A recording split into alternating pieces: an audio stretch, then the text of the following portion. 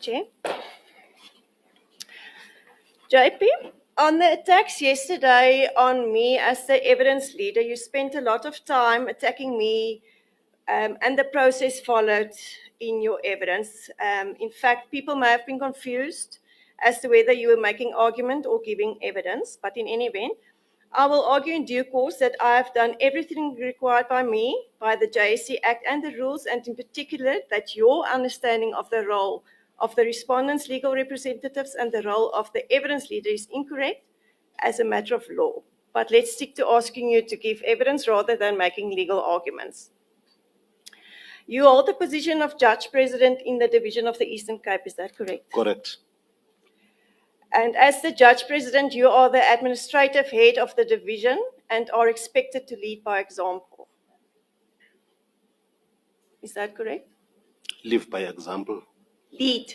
Lead by example. Yes. Yes.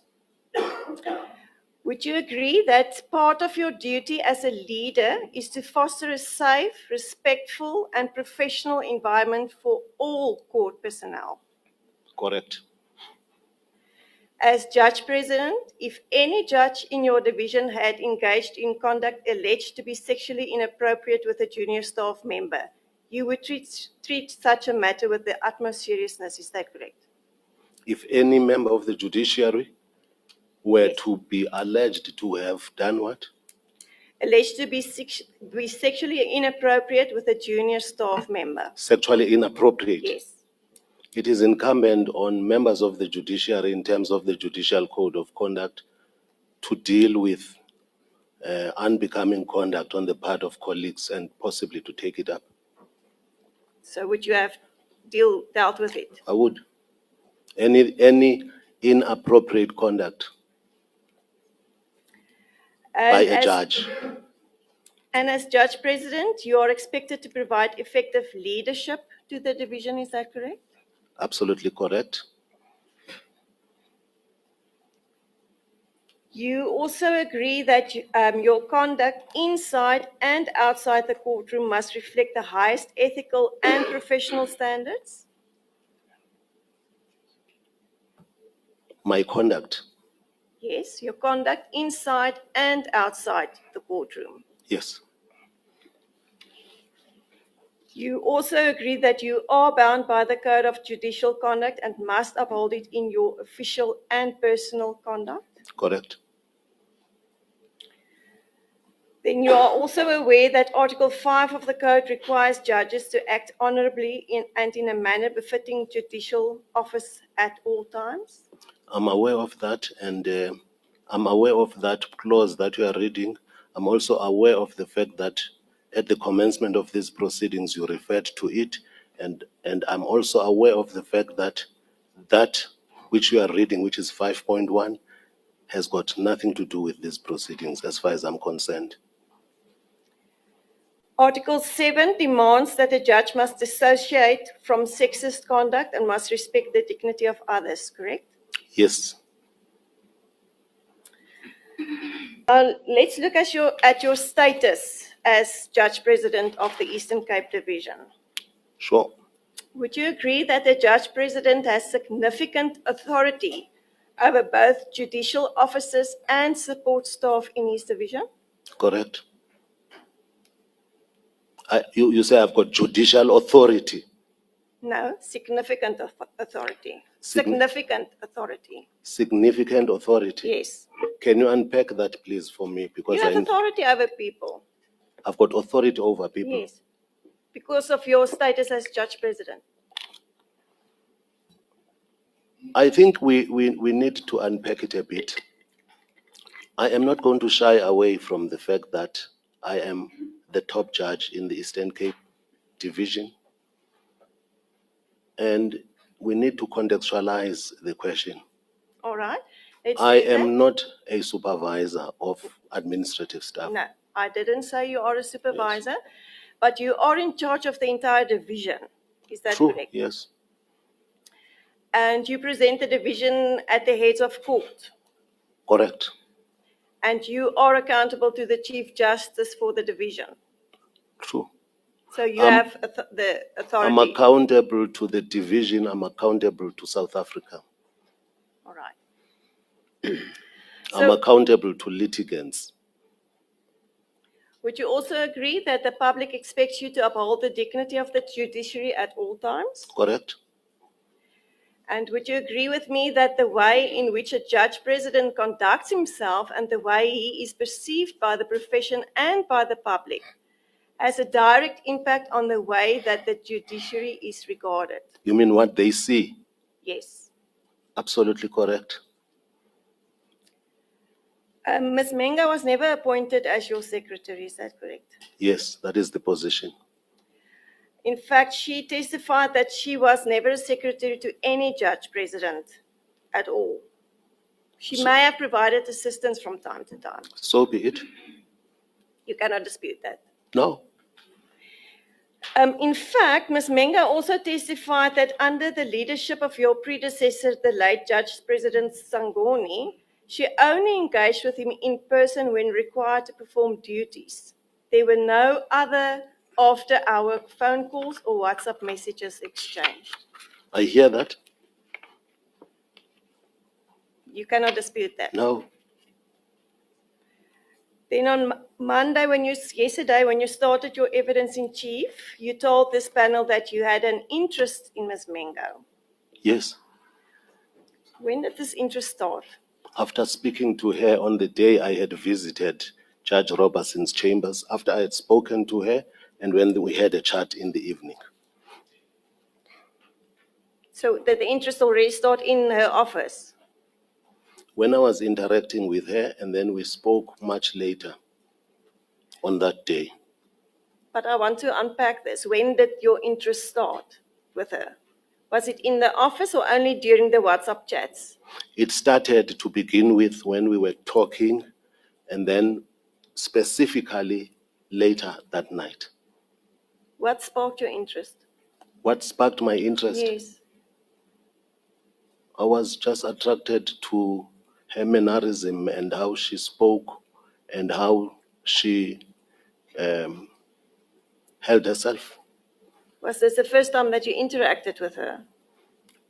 directly, besides meeting her in the passageways and greeting her, and also sometimes talking in passing or talking with secretaries when I greet them in their offices. That is when I'm seeing their judges rather. So why did you not have interest in her previously when you interacted with her? Why specifically this day? I don't follow the question. The matter of how a spark starts when you are attracted to somebody is not mechanical, it's natural. So it just happened? Yeah. Okay. You then clarified and said that this was more of a flirtatious relationship and not a romantic relationship. Is that correct? In totality, that's what it ends up being. And it's got its ebbs and flows in terms of how deep we sometimes engaged in. But in total, it is a flirtatious relationship. In total. Yes. So what did you then exactly want from the complainant? What did I want? Yes. I wanted to explore the possibility of a romantic relationship, which started off by way of flirtation. All right. And you have had many flirtatious relationships before. This is not your first flirtatious relationship, is that correct? I won't answer that question. It's not relevant. All right. So when you initiate a flirtatious relationship with any person, do you generally ask for naked pictures of that person in your first conversation you have with that person? Firstly, your question is predicated on an allegation that when you do this with other people, I would restrain you from doing that. I would appeal to you that we deal with the facts of this matter. And therefore, could you please rephrase your question? Why did you ask for naked pictures on the first I did time? not ask for naked pictures. You did? I did not.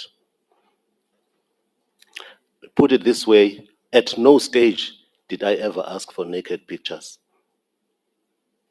We will unpack that from tomorrow. Thank you. You've told us that you are a formal person, What? a formal person, and that you value tradition.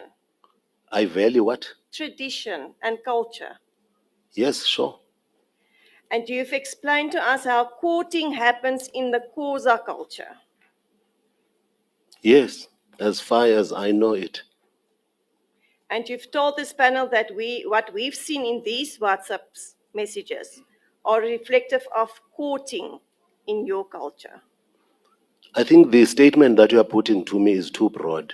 That is what you testify. No, I'm just saying the statement that you are putting is broader than what I said. I am not going to shy away from the statement or your postulation. And can you please repeat it so that I can deal with it pertinently? You say that courting that happens in the Xhosa culture is Yes. what we see in these WhatsApp messages. I'm basically saying flirtation is flirtation. And flirtation is what it is what it means. And therefore, I'm saying it is not incompatible with the Xhosa culture. No, that's not what you No, testified I'm saying it is yesterday. not incompatible with the Xhosa culture. In other words, this notion about me saying we are here dealing with Xhosa custom, we should disabuse our minds of that. I'm simply saying Xhosa custom does know or is a culture of negotiation, if I may unpack it. So flirtation and persistence should be understood within the context of negotiation. So in the Xhosa culture, negotiation is at the center of it. So I'm simply saying flirtation is not inconsistent with the Xhosa culture. And I had to infuse Xhosa culture in areas where I thought it was important for me to mention. So the notion that Mbenenge's defense is that what was happening, it was the implementation of Xhosa custom, is a wrong premise. In the Xhosa custom, there's negotiation. This thing about somebody having to earn it is known by that custom, and persistence should be understood in the context of negotiation. The custom and tradition of Xhosas has at its center negotiation. But according to me, negotiation comes from both sides.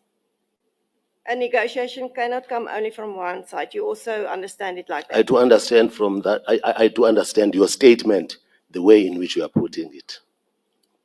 Was there negotiations from both sides here? Absolutely, yes. So in these WhatsApps, you say that you were trying to court Ms. Mengo. Eventually, if that would eventually, if the flirtatious charts would then end up eventuating in that direction, yes. Did you ask her out for dinner? No, Did you buy her gifts? no. Instead, what we see in the WhatsApps are that within 30 minutes of you starting the conversation on that first day, Yes. 8 June 2021, at 19:27, you asked us to send photographs. Yes. But there's a context. But What is yes. the context? No, the context is, please look at me, consider me, and tell yourself what it is that exactly you want of me or from me. So that's how the thing starts. I don't follow your answer. Can I please refer you to what I'm talking about? Yes, please. Let's go to volume 3. Yes.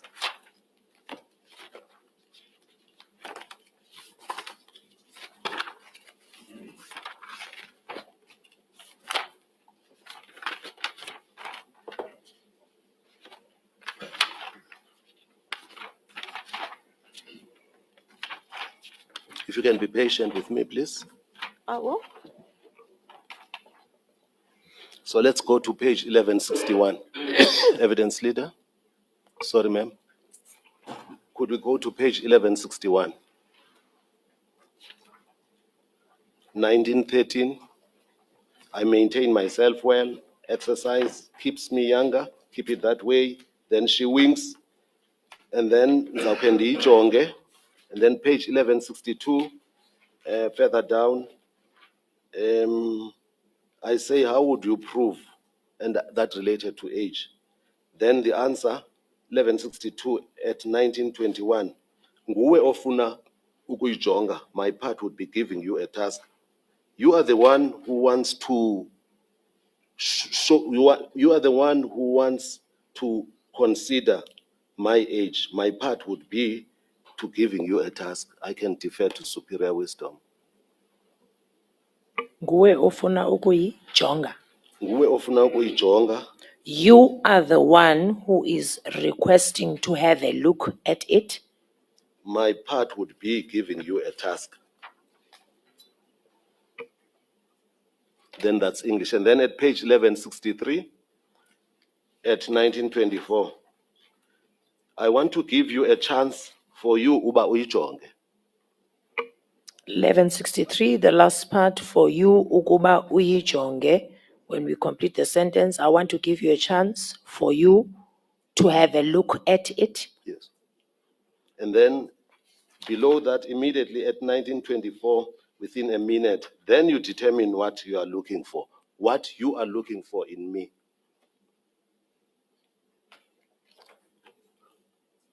That is my answer, counsel. But you did ask for a picture. And then further down, I then say, maybe a few pictures you send may serve as halfway proof. So in that context, I did ask for pictures at 1164, 1927. And then at 1165, at 2023, I say, if it won't offend, and then that attracts a wink from the complainant.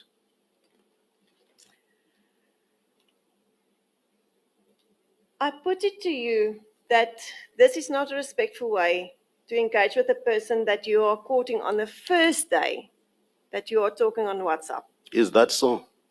I put it to you. I don't agree with that postulation. Because the reason why I don't agree with it is that it is subjective. You probably are saying, and sorry, it may sound personal, what you would like to see happening in your case when somebody is approaching or advancing at you. So that's why I disagree with you. The matter of how one approaches one is it's too mechanical to say you start off by going out for dinner and so on.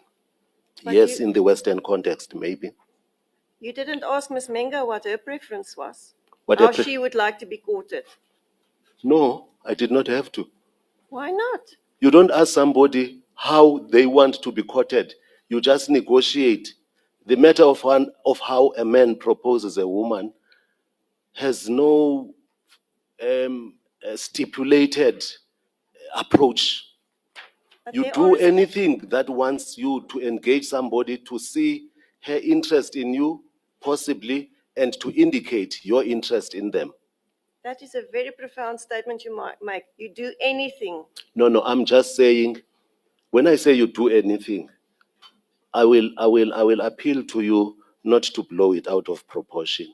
I am saying, when you propose, there is no book that you go to that tells you that, you know what, in biology, you do A, B, C, D, E.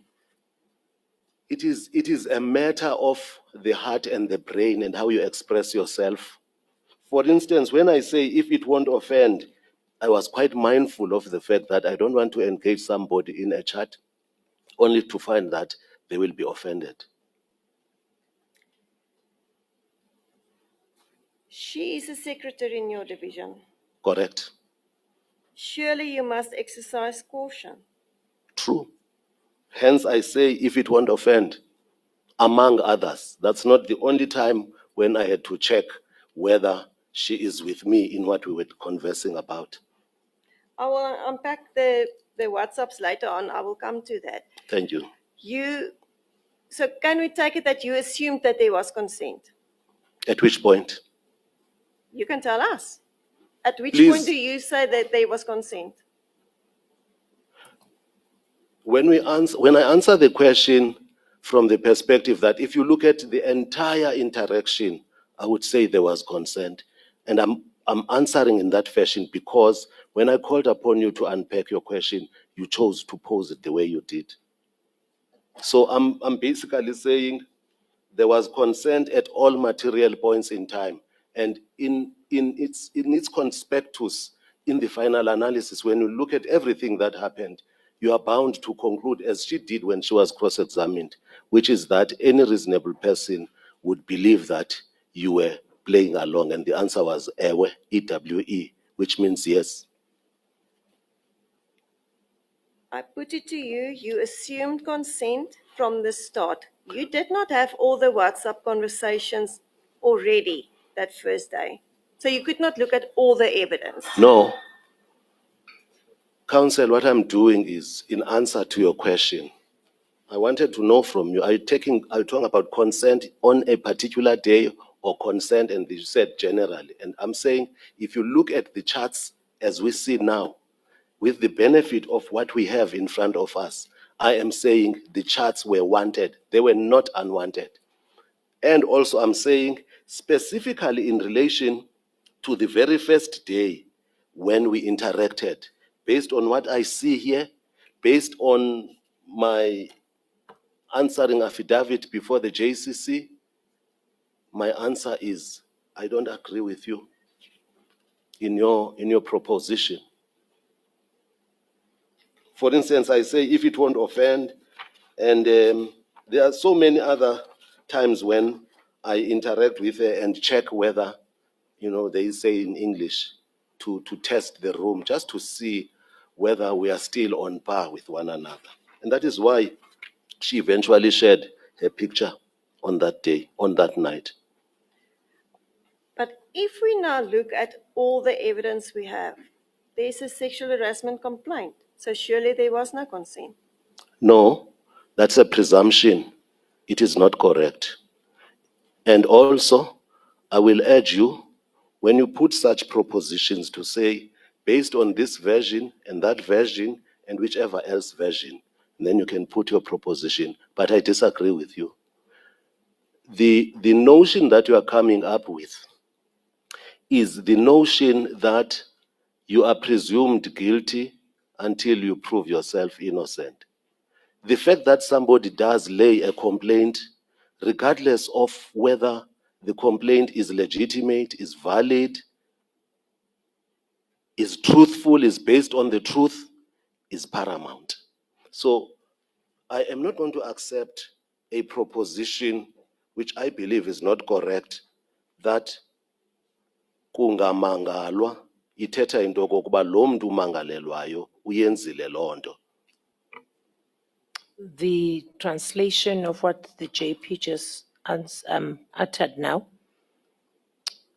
Once there's a complaint or a complaint is laid, that means then that the accused Is presumed guilty until proven innocent. Okay, the JP finished it in English as I was about to. So I'm not agreeing with your proposition, which is that by virtue thereof that a complaint has been lodged, it means there was no consent. That is a matter to be determined by the tribunal. One of the issues is whether the charts were wanted or unwanted, and that is why we are here. And I submit, my answer is that the charts were not unwanted.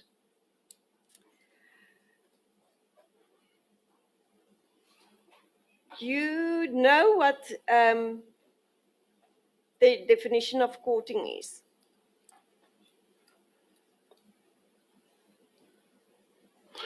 As I understand, courting is a relationship where people consider the possibility of being partners in due course, even on a permanent basis. That's in broad terms what courting is about. Yes, that is indeed correct. To have a romantic relationship with someone in the hope of marrying someone or True. have a close relationship Yes. with that person. Correct. In fact, unfortunately, in this instance, you are already a married man What has Did- that to do with these proceedings, ma'am? who did not want a serious relationship with Ms. Mengo. You wanted a sexual relationship with her. Evidence leader, I urge you and I appeal to you that you don't pose questions to me that are not relevant to the issue at hand. I will pose to you that you don't have to lecture me. I am not lecturing you. Sorry I'm for that. putting the questions to you. Come again? I'm putting the versions and the questions to you. You can answer yes or no, or just give an answer. Not all questions call for yes or no. I think we should be on par on that. You are asking me about my marital status, and I'm urging you to keep away from that. That was not the only part of the question. Can you wanted please- a sexual relationship with Ms. Mengo. Come you again? didn't want a romantic relationship with her because you're already married. You wanted a sexual relationship with her. No. Please don't overload your question with 3 questions. Let's start from the beginning. The first component of your question presupposes that it's based on the fact that I am a married person. And in fact, what you are engaging me on is whether you are married or not. Is that not the position? And if that is the position, evidence leader, I am saying it is not relevant for purposes of what we are about here. It is relevant because you're already in a relationship, but now you're seeking another relationship with a complainant, which she says is unwanted. No. You are predicating your proposition on the fact that by virtue of the fact that somebody is married, they are precluded from doing something. And I'm saying, let's not talk about my marital status. Let's concern ourselves with my interaction with Ms. Mengo. Because now you are seeking to make a moral issue and you are not going to come up with a moral code that I will have to deal with, or even a universal moral code. So what I'm urging you, evidence leader, is not to pose a question about my marital status. Your question is predicated on this. JP, are you married? And my immediate answer is that is irrelevant. You wanted a sexual relationship with Ms. Mengo? I wanted a flirtatious relationship with a view to eventually having a romantic relationship with her if that worked out. You will agree with me that sexual interaction in any workplace is heavily regulated through labor processes. Can you unpack that, please? There are labor processes in place, there are internal workplace processes in place, and the code of sexual harassment is in place. So sexual relationships in the workplace is frowned upon. What has a judge to do with a workplace? If you can help me, I'll tell you why I'm asking you this question. You are talking about labor laws that apply to employers and employees. Judges are public office bearers. They are not members of the executive arm. They are part of the judiciary. That's what they are. And the reason why I'm stating that is that you are moving from the premise that there's a code that I should have given heed to. And I will welcome it if you pinpoint a particular provision that you say this and this and that you did not observe. The code Then of we can deal with that. Judicial conduct. Come again? The code of judicial conduct. Insofar as it says what? Excuse me, do you say No, that I'm judges asking. can commit sexual harassment and nothing can happen to them? Is Your that what you are statement now is saying? pregnant with meaning. She's not saying, she's not admitting to sexual harassment. Yes. I'm not saying he's admitting to sexual harassment. But why do you say, are you saying that judges can commit sexual harassment? Because That is that in was my dispute. question. Reframe your question properly. Don't start from the assumption that there is already established sexual harassment I've before never us. said there was any establishment of sexual harassment, Chair. Well, then you have to rephrase your I question. will rephrase it. Do you say that there's nothing regulating your conduct as a judicial officer? There is. And does that not also have an effect on the sexual relationships at your office, at your workplace? We don't have a sexual harassment policy, particularly. I That agree is to the that. starting point. We don't have that. And I don't understand you to be saying there is a particular code. I've not been told up to this point, certainly not in terms of how I've been charged, that there was a breach of a particular provision. I keep on hearing that from you every time you talk, you say something that I've never been informed of, a case that I've never been called upon to meet. So could you please rephrase your question so that I understand exactly what it is? You agree with me that sexual interactions in the workplace are frowned upon? Can you read me that particular provision? It's not a provision, it's frowned upon. No, I'm saying, can you read that particular provision that you are referring to? I'm not referring to You are any not referring to provision. anything. No, You are simply suggesting that it is frowned upon. yes. I would say what is frowned upon is the type of interaction or sexual, shall I say, a flirtatious conduct that is unwanted. Yes, it is frowned. It should be frowned upon. Thank you. So the point I'm making is any unbecoming conduct, it will be unbecoming conduct for anyone, a judge for that matter, or anyone else to harass another person, and vice versa, a female to harass a male. You see, the reason why I addressed you initially in the fashion I did, you said something about workplace and then the Labor Relations Act and all that, but I had to explain to you that I'm neither an employee nor an employer. We agree with that. Thank you. Do you still maintain that this flirty interactions between you and the complainant, as you put it, was appropriate to occur in the workplace between the most senior person in that division and one of the most junior staff members? Evidence leader, you have asked a question that has got various components. Let me find a way of answering this. Any judge, any person, anywhere for that matter, is behaving appropriately if they harass others. Then I'm talking about an inappropriate conduct.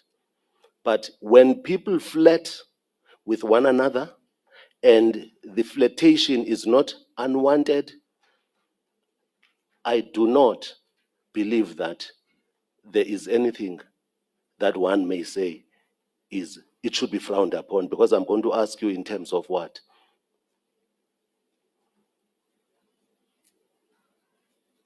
You said now that you are neither an employer or an employee. So I want to put it to you that it is not about whether or not you are an employer, a manager, a supervisor, or anything. You are the judge president Very of true. that division, Very and true. she is a secretary Yes, that works in courts. yes. You are the most powerful person in that court. What do you mean by powerful? Don't you see yourself as the person with the most authority in that division? Let me remind you, if we talk about the issue of power, it shifts, especially in the context of what we are talking about. So at an abstract level, let's start with what the first proposition you made. And I want to rectify something. Insofar as you sought to refer to the Labor Relations Act, it is to that extent that I said to you, I am not an employee, because the Labor Relations Act applies to employers and employees. So it is within that context that I answered the way I did. And then the second proposition about power and authority, yes and no. I'll tell you why I say yes and no. In this flirtatious relationship, I never invoked what you perceive as power on the facts of this interaction. I'm not talking about the WhatsApp relationships. I'm talking about at the workplace, you are the most powerful person in that division. Is that correct? Correct. Thank you. In your evidence, you also said that many judges have had relationship with their secretaries. In fact, some of them have married their secretaries. Could you please put it the way I did? All I was saying, all I was saying, I was simply saying there are judges that have married their secretaries. They would have started somewhere, either flirtation or whatever else, and then it would have gravitated to them becoming a couple, married in the true sense. Please, if possible, save me from mentioning names. I don't want you to mention names. Thank you. You testified about that. Yes. So we need to unpack this. We don't know what the circumstances was that No, we surrounded their don't. Yes. relationships. This case is different than those. How so? So you know there are. Is it the position that you know there are? Because I need to move from the premise that we are on par on that subject. Are you now asking the questions to me? Not necessarily asking questions, I am seeking clarity. Are we moving from the premise that you accept that it has previously happened? This tribunal does not have any evidence before it about the circumstances of those relationships. Is that correct? Evidence leader, it was merely a postulation in passing for me to mention that this thing that is looked upon as very taboo, for that matter, this is pure flirtation. You must remember that there are judges that have married their secretaries. That's all I was saying. But Without suggesting that I know how they eventually got to be married. I have no idea. I want to put it to you that this case is different because in this case, the complainant do not agree that there was consent. It was not a consensual relationship.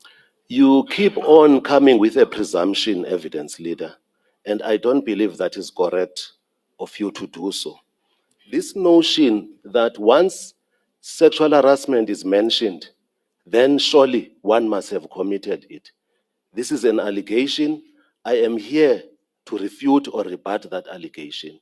So the fact that the complainant says, well, I want to lodge a complaint because as far as I'm concerned, the chats were unwanted. That is a matter for determination by the tribunal. That is why we are here. That is why the charge sheet has been couched the way it is. Chair, if this is a convenient time, I see it's now only 5 o'clock, but I'm going to go into the specific WhatsApps, and it has been a long day. I don't know if you will give me the leniency to adjourn until tomorrow. We can start at 9 as suggested in chambers earlier this morning, or earlier today. I foresee that we will be able to finish in the 2 days that we have left. Excuse me. Let me make this point. We had indicated that we would sit until 6 o'clock because we need to finish the evidence in this case. And I insisted that we are going to proceed. The cross-examination must start today, and if need be, we're going to sit until 6 o'clock because we need to finish this case. I think the public and the nation are becoming weary of this case. Resources are being plowed into this case, and we don't want this case to be another Senzomuiwa case or to be the Omotoso case, cases which won't run forever. It will not happen in these proceedings. If need be, we'll sit until 10 o'clock every single day in the evening. I'm reluctantly, very reluctantly, acceding to a request for us to stop now at 5:15 when we had said that we'll sit until 6 o'clock. I'm doing that very reluctantly. But let me be very clear. This is not going to be a never-ending process. If need be, from tomorrow we'll sit until 10 o'clock. We adjourn until tomorrow 9 o'clock.